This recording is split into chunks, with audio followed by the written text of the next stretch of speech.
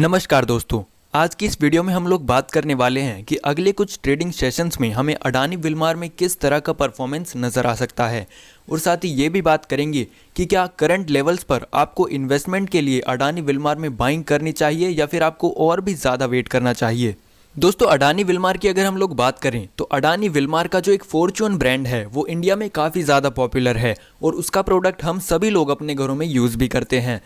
और यानी कि इस हिसाब से अगर देखा जाए तो अडानी विल्मार के पास फिजिकल एसेट्स बहुत ही अच्छे हैं और हिंडनबर्ग की रिपोर्ट में ये दावा किया गया था कि अडानी के जितने भी एसेट्स हैं वो सारे फेक एसेट्स हैं। पर इस मामले में अडानी विल्मार को अगर हम लोग देखते हैं तो फॉर्च्यून जैसा एक बड़ा ब्रांड जिस कंपनी के अंडर में आता है उस कंपनी के एसेट्स को हम लोग फेक नहीं बता सकते। और ऊपरी स्तर से इस समय हमें इस स्टॉक में काफ़ी ज़्यादा गिरावट भी देखने के लिए मिल रही है।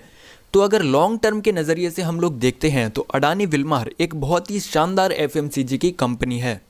जिसे आप लोग अगर लॉन्ग टर्म के नज़रिए से देखते हैं तो आपको ये अच्छे खासे रिटर्न निकाल कर देने के भी पोटेंशियल रखता है। और अगर आपको अडानी विल्मार लिमिटेड के अंदर लॉन्ग टर्म इन्वेस्टमेंट करनी है तो आई थिंक ये टाइम आपके लिए बेस्ट रहने वाला है। और अगर हम लोग शॉर्ट टर्म के नज़रिए से देखें तो जैसा कि आप देख ही सकते हो कि काफ़ी दिनों से ये स्टॉक लोअर सर्किट लगा रहा था और आज फाइनली जाकर इसने एक अपर सर्किट भी लगाकर दिखा दिया है। अगर हम लोग इसके RSI पर एक बार नज़र डालें तो इसका RSI अभी 24 चल रहा है, जो कि हमें ये बताता है कि अभी के समय पर यह स्टॉक पूरी तरह से ओवरसोल्ड जोन के अंदर पहुँच चुका है।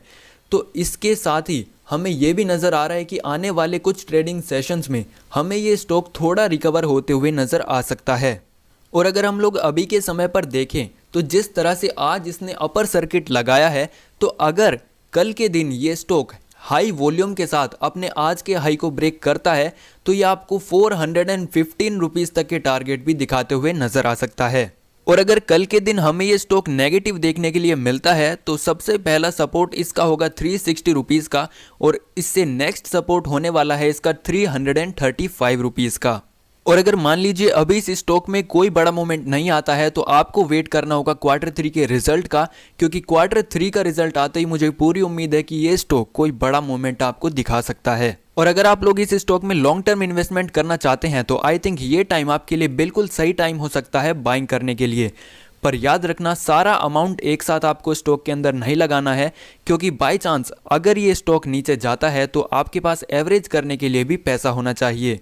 और जैसा कि मैं हर वीडियो में आप लोगों को बताता हूं कि ये जस्ट मेरी एक पर्सनल एनालिसिस है,